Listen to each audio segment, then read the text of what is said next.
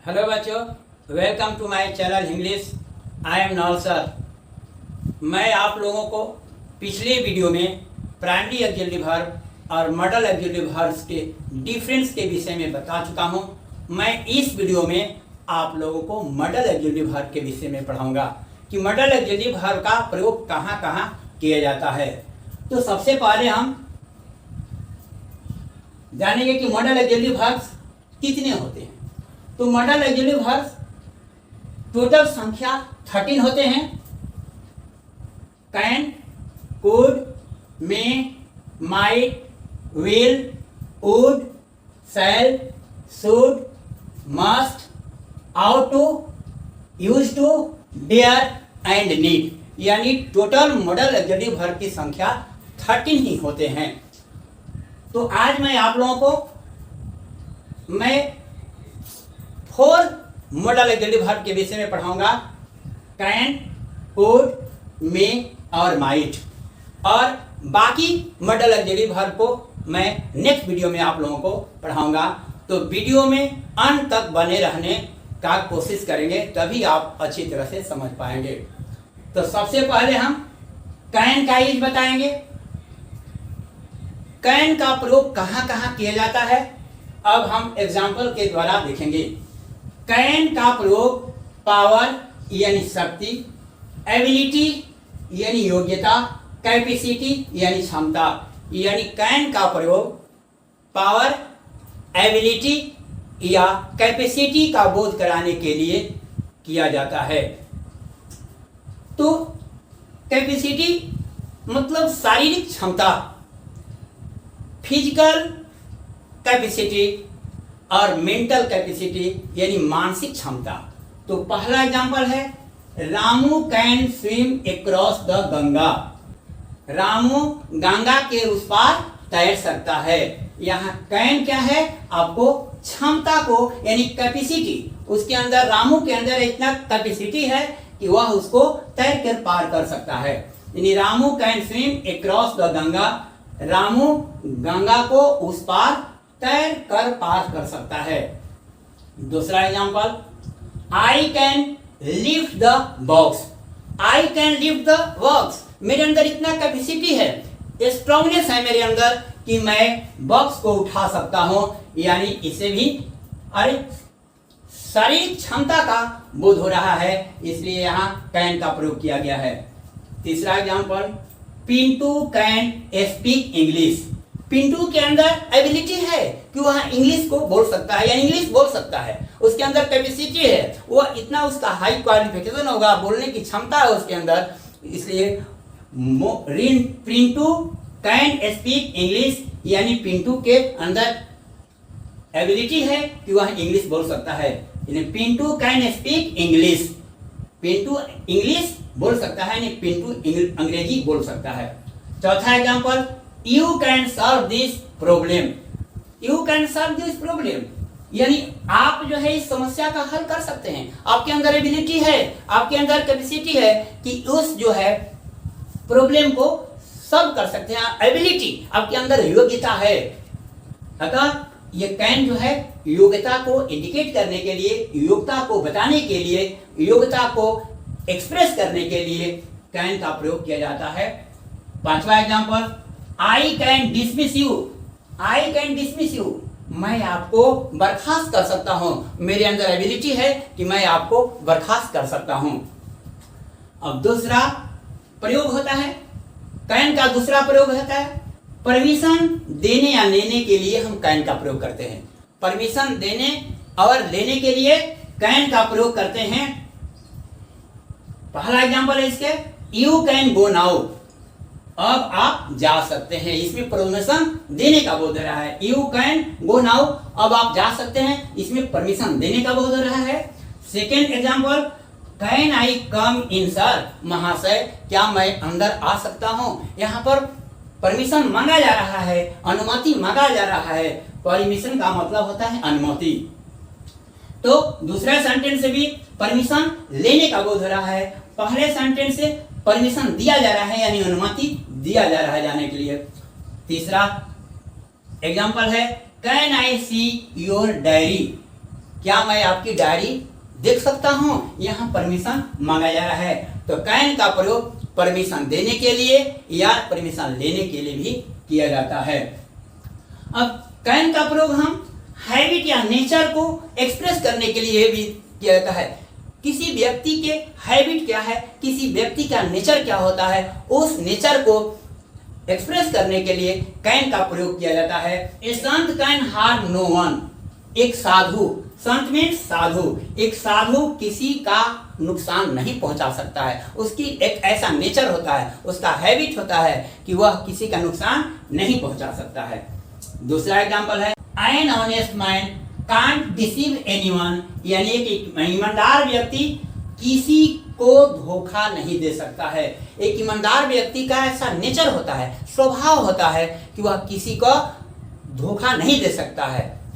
इसलिए इस सेंटेंस के कैन से जो है नेचर का बोध हो रहा है, नेचर बताने के लिए इसका प्रयोग किया गया है। An honest man can't deceive anyone, यानी एक ईमानदार व्यक्ति किसी को धोखा नहीं दे सकते हैं। दूसरा सेंटेंस में हम अनुमति देने और लेने का जो बोध हुआ है, बच्चे स्कूल में जाते हैं और वहां पर कहते हैं मे आई कम इन सर, ये उसके स्थान पर हम can I come in sir भी कह सकते हैं। Can I come in sir या मे आई कम इन सर, दोनों का प्रयोग अनुमति लेने या देने का बोध होता है। लेकिन हम लोग का मे का प्रयोग करते करते इतना हैबिट हो गया है कि हम लोग कैन का प्रयोग नहीं करते हैं। फिर भी ऐसा ग्रामेरियन मानते हैं कि कैन से बेटर मे का ही प्रयोग होता है, यानी मे का प्रयोग जो है हम कैन से बेटर मानते हैं, यानी ज्यादा वो कॉमन होता है, ज्यादा वो उसमें पोलाइटनेस होता है। अब हम चौथा रूल देखेंगे इसका। चौथा रूल थ्योरेटिकल पॉसिबिलिटी, यानी सैद्धांतिक संभावना को एक्सप्रेस करने के लिए कैन का प्रयोग किया जाता है। एग्जाम्पल है everyone can make a mistake, यानी प्रत्येक व्यक्ति गलती कर सकता है।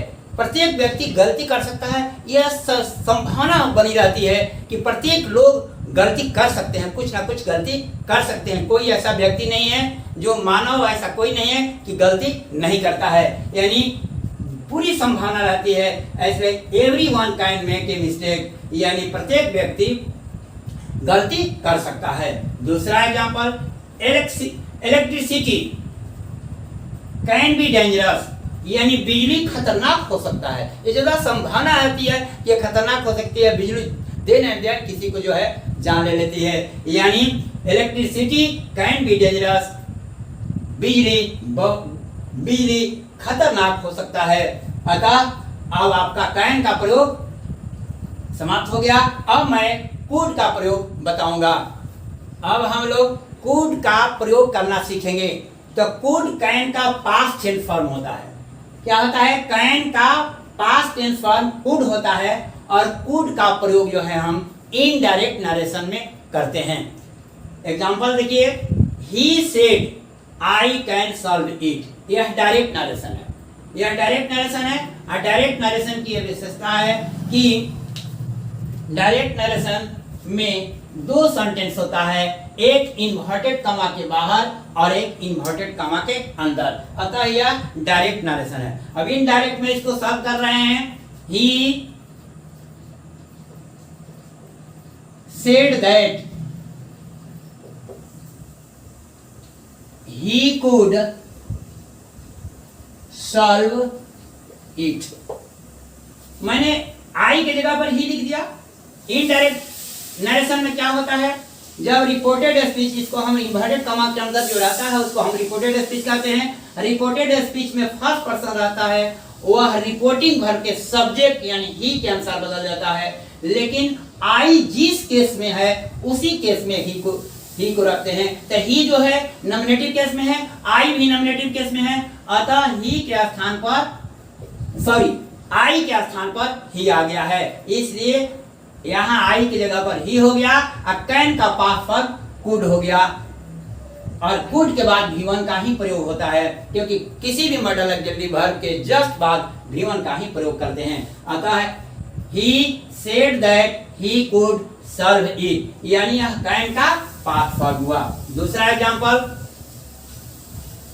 सी जब रिपोर्टिंग वर्ब पास्ट टेंस में होता है तभी कूड में बदलते हैं कैन का कूड। अगर रिपोर्टिंग वर्ब प्रेजेंट में रहता है, सीज रहता, तो यहाँ कूड नहीं करते, वो कैन का कैन ही रह जाता। लेकिन रिपोर्टिंग वर्ब जब पास्ट टेंस में रहता है तब हम इनडायरेक्ट में बदलते हैं तो कैन का कूड होता है।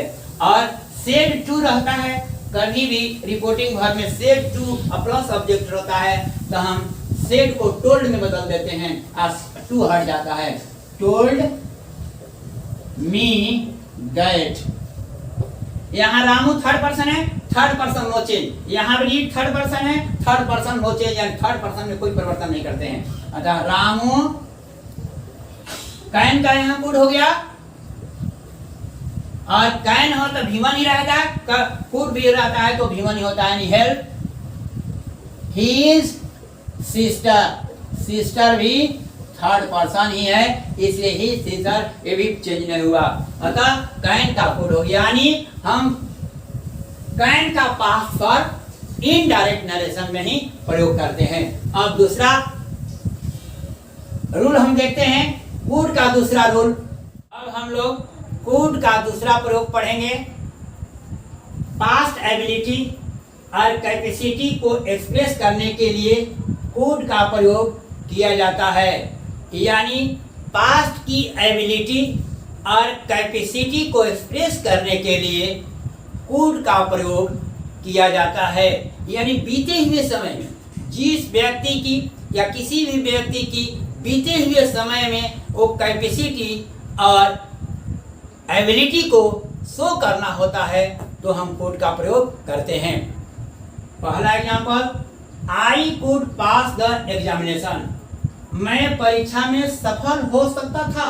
ये मेरी पास्ट की एबिलिटी थी, या किसी कारण मैंने नहीं पास किया, इसलिए कह रहा है कि यह पास्ट की एबिलिटी को बता रहा है कि I could pass the examination, मैं परीक्षा में सफल हो सकता था। दूसरा example, when I was young I could swim for hours, जब मैं जवान था तो मैं घंटों तैर सकता था।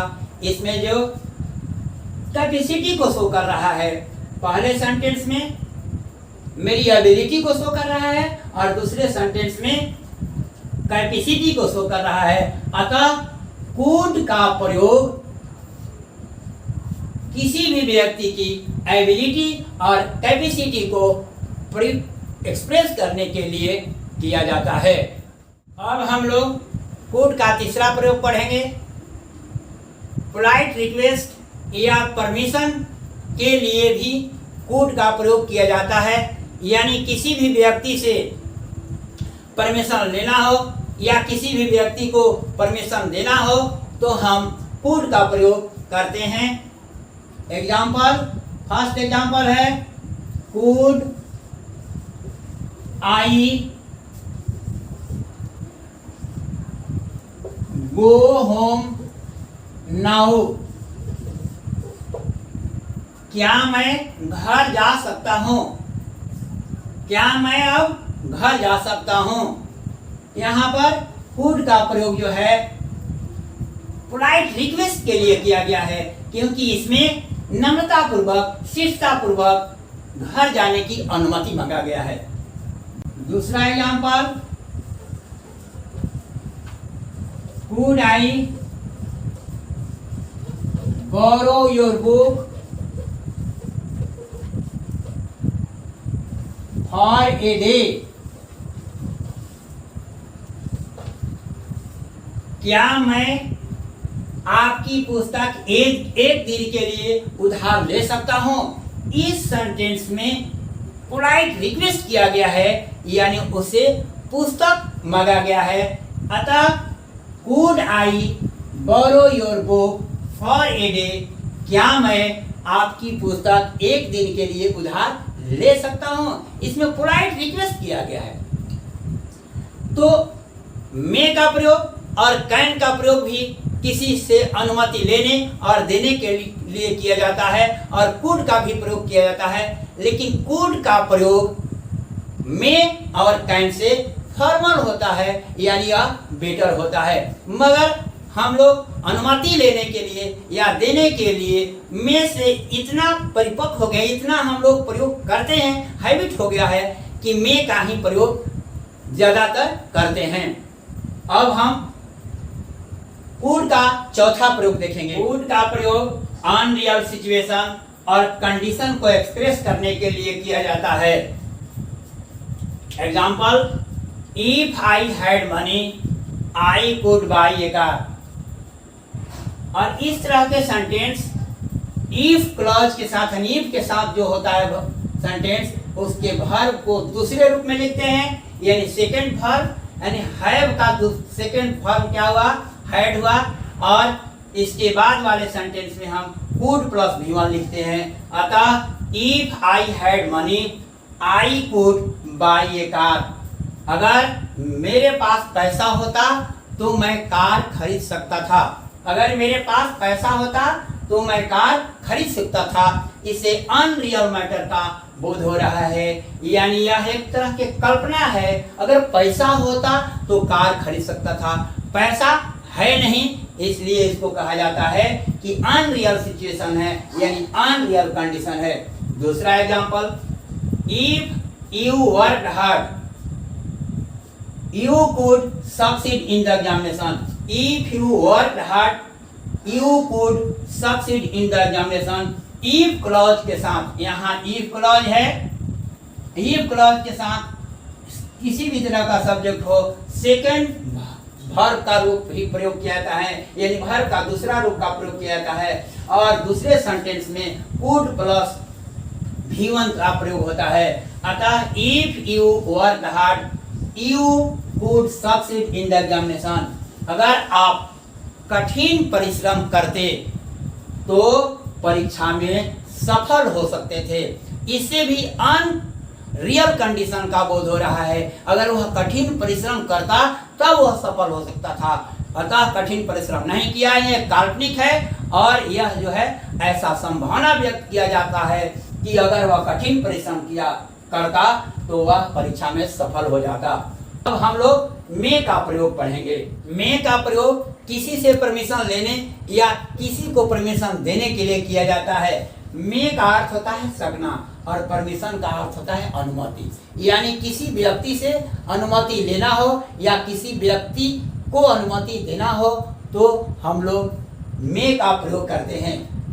बच्चे प्रतिदिन स्कूल जाते हैं और विद्यालय के अंदर सर से परमिशन लेने के लिए या मैडम से परमिशन लेने के लिए बोलते हैं कि मे आई कम इन sir, may I go out sir.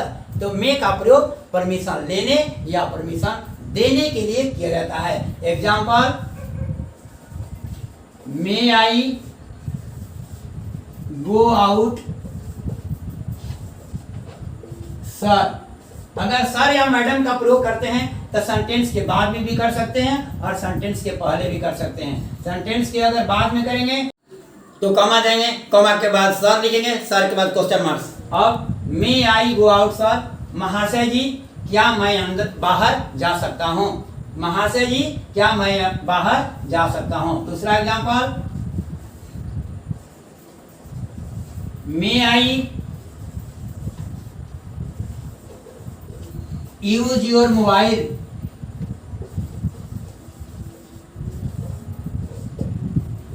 May I use your mobile, क्या मैं आपका मोबाइल इस्तेमाल कर सकता हूं। दूसरे सेंटेंस से भी परमिशन लेने का बोध हो रहा है। तीसरा example, you may go now, अब तुम जा सकते हो, अब तुम जा सकते हो। तीसरे एग्जांपल से परमिशन देने का बोध हो रहा है। अतः इससे प्रमाणित होता है कि मे का प्रयोग किसी भी व्यक्ति से परमिशन लेना हो या किसी व्यक्ति को परमिशन देना हो तो हम मे का प्रयोग करते हैं। अब हम मे का दूसरा प्रयोग देखते हैं।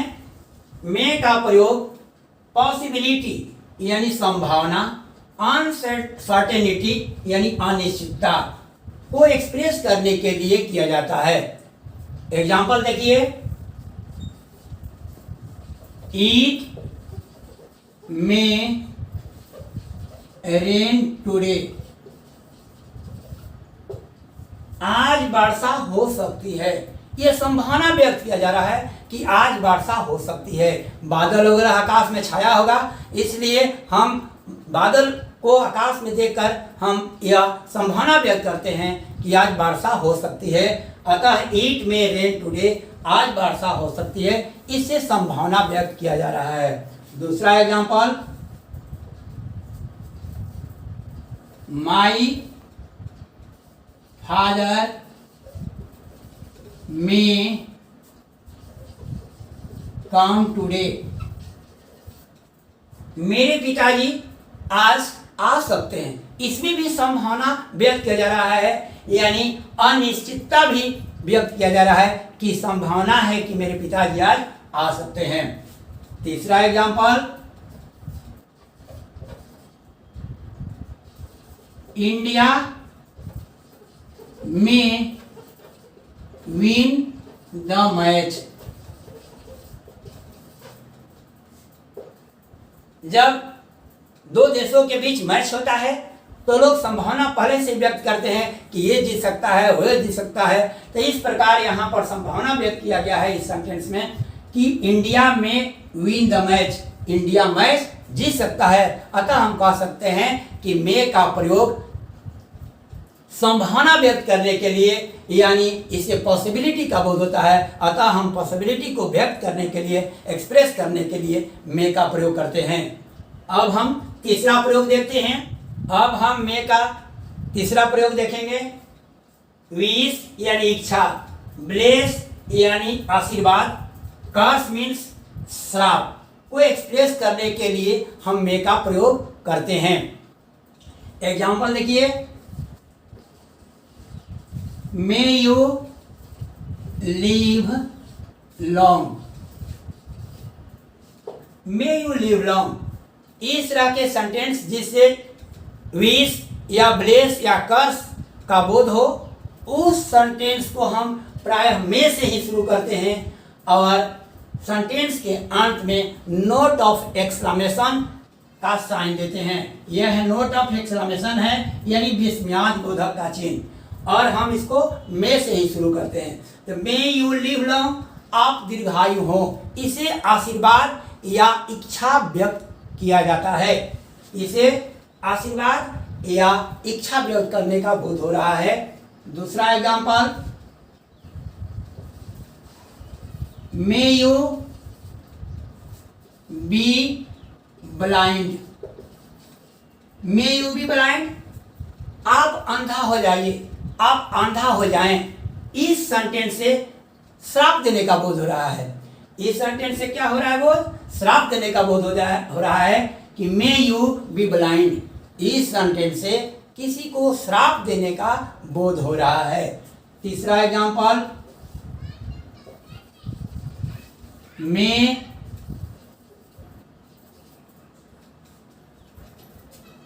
मे योर जर्नी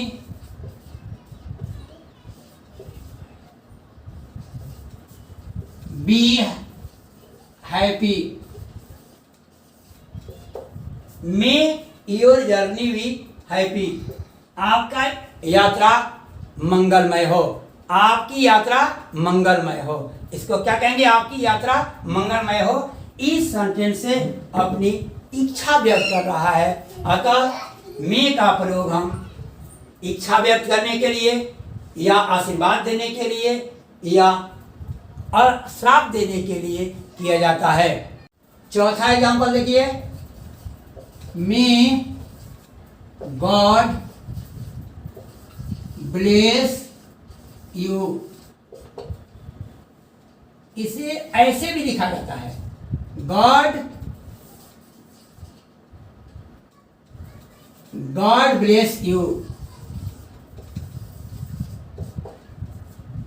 ऐसे भी लिख सकते हैं गॉड ब्लेस यू, लेकिन यहां पर नोट ऑफ एक्सक्लेमेशन यानी विस्मयादिबोध का चिन्ह श्योर और सर्टेन दिया जाएगा, अन्यथा वह गलत सेंटेंस गलत हो जाएगा।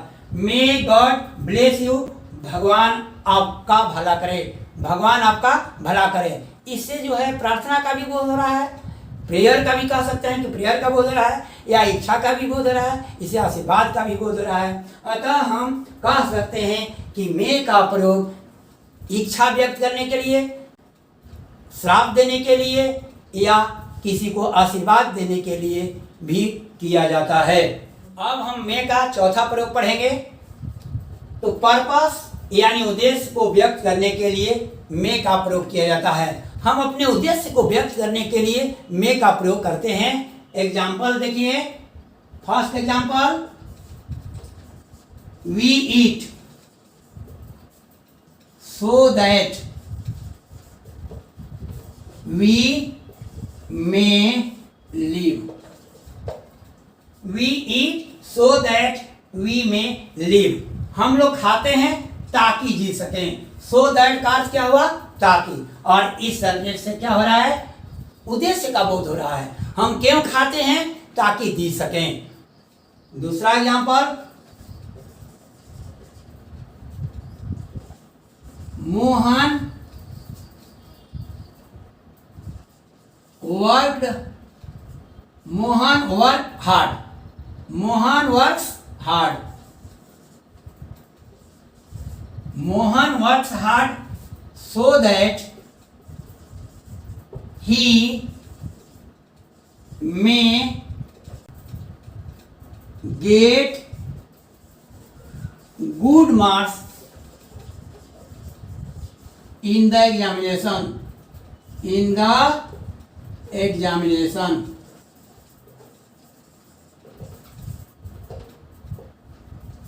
Mohan works hard so that he may get good marks in the examination. Mohan कठिन परिश्रम करता है। तो उद्देश्य क्या है उसका कठिन परिश्रम करने का? so that ताकि he may get good marks in the examination, ताकि वह परीक्षा में अच्छा अंक प्राप्त कर सके। इस सेंटेंस से भी उद्देश्य का बोध हो रहा है। मोहन का उद्देश्य क्या है? कठिन परिश्रम करने का, ताकि वह परीक्षा में अच्छा अंक प्राप्त कर सके। Mohan works hard so that he may get good marks in the examination. Mohan कठिन परिश्रम करता है ताकि वह परीक्षा में अच्छा अंक प्राप्त कर सके।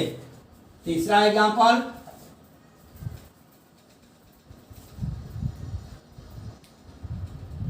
सीता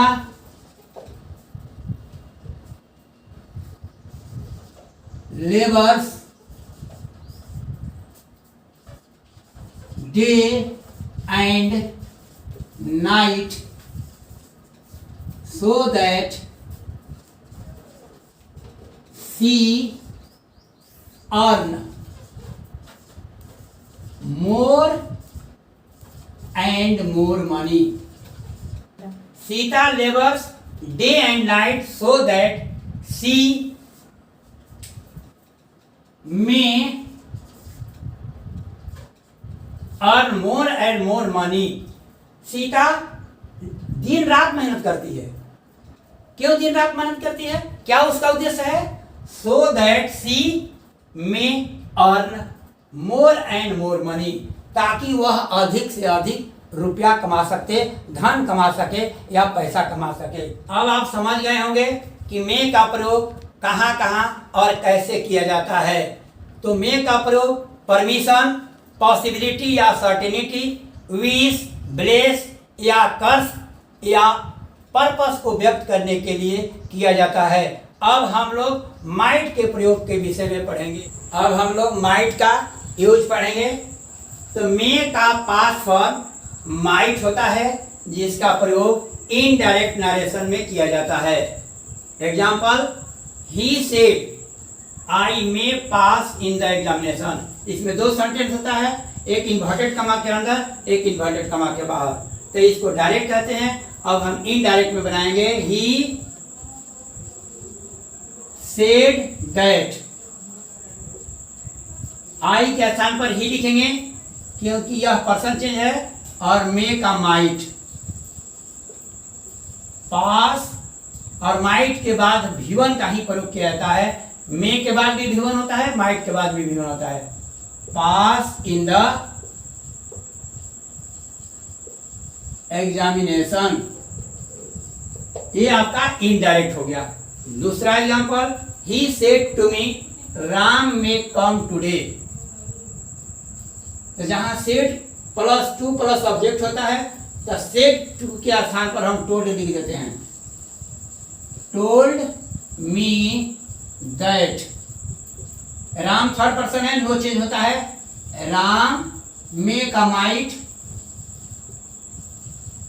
कम, टुडे का दैट डे होता है इनडायरेक्ट नरेशन में। जब रिपोर्टिंग वर्ब पास्ट टेंस में होता है तभी मेक अ माइट होता है, रिपोर्टिंग वर्ब इसमें भी पास्ट टेंस में है इसलिए मेक अ माइट हुआ है।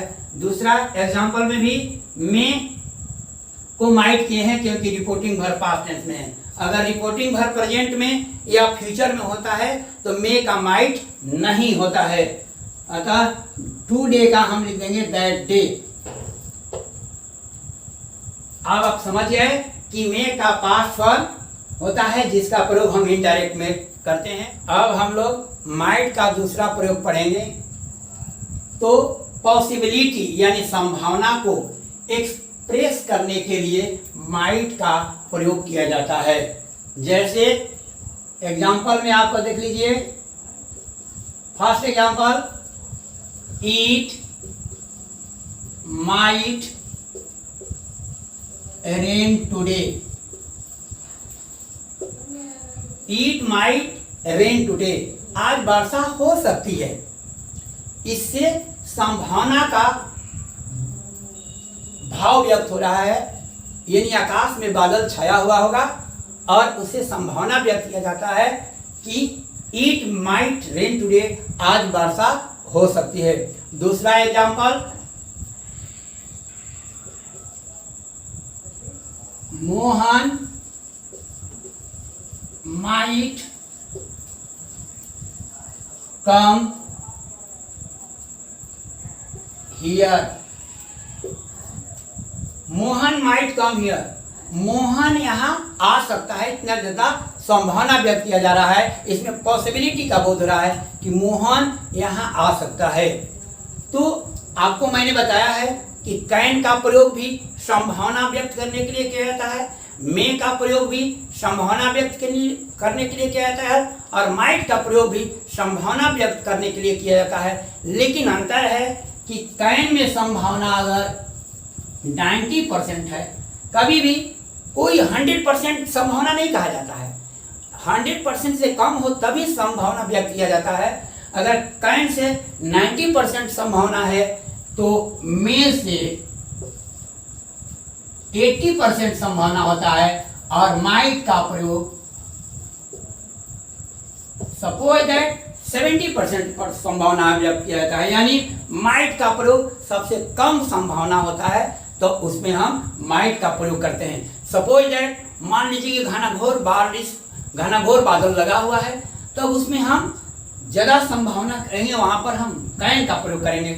अगर थोड़ा घनाघोर बादल से थोड़ा कम बादल लगा हुआ है तो वहां पर हम मे का प्रयोग करेंगे और बहुत कम बादल है वहां पर हम माइट का प्रयोग करते हैं, जिसको हम चाहते हैं कि माइट का प्रयोग संभावना यानी पॉसिबिलिटी को एक्सप्रेस करने के लिए किया जाता है।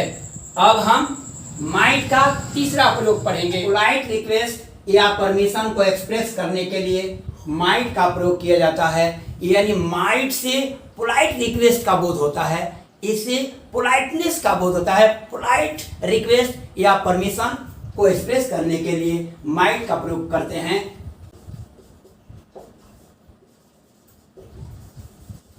माइट आई स्मोक हियर, क्या मैं यहाँ धूम्रपान कर सकता हूं? इस सेंटेंस से नम्रता पूर्वक किसी से प्रश्न करने का बोध हो रहा है कि क्या मैं यहाँ पर धूम्रपान कर सकता हूँ। अतः माइट से पोलाइट रिक्वेस्ट या परमिशन लेने का बोध होता है। दूसरा example, might I ask U A question, क्या मैं आपसे एक प्रश्न पूछ सकता हूं? इसमें नम्रता पूर्वक प्रश्न पूछने की बात कही जा रही है, यानी इसमें पोलाइटनेस का भाव व्यक्त हो रहा है। तीसरा एग्जाम्पल हम देखेंगे, यू माइट